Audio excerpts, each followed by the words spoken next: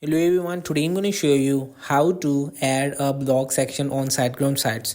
So before you creating an account, you will have to purchase the plan for creating, and if you want to buy to premium or subscription of this siteground, so please go through the link in description. You will get a referral code from me for creating an account. So after creating your account, so how to create a blog site with WordPress. So once you have installed WordPress on your site, you can start building your blog first. Navigate to the WordPress login page, entering the admin login and URL. So enter your domain name and with your actual substitute. So there you should enter the login credentials which you have chosen during the installation process.